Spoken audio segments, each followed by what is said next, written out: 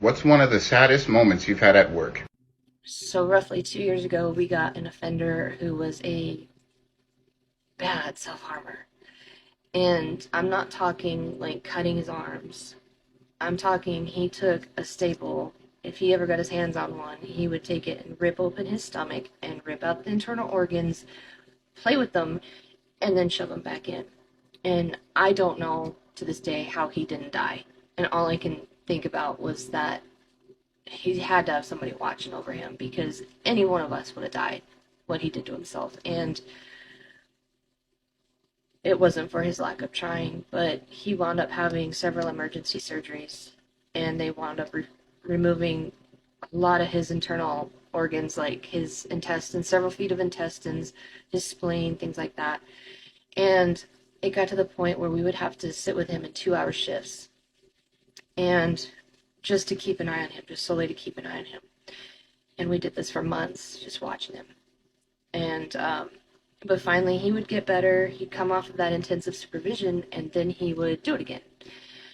So finally, the last time he did it, he almost died in the hospital. They end up sending him to a facility that has like a hospital built into it for him to recover.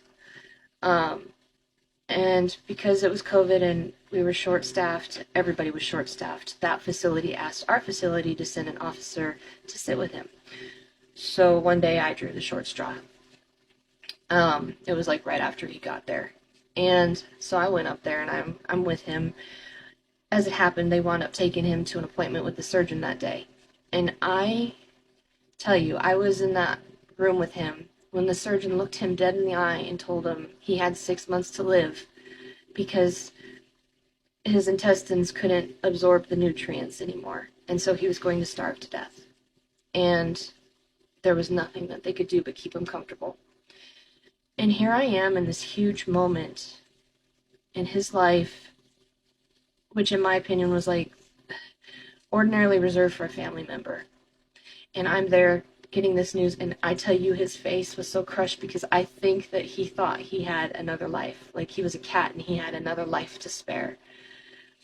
And that was the last one. And he was so devastated, and it broke my heart looking at him because I was like his only family in that moment. And what strikes me about my job is that nobody told me that I would end up caring. We are taught to believe we're enemies, cops and robbers, and that's not how it is. That's not how it is at all.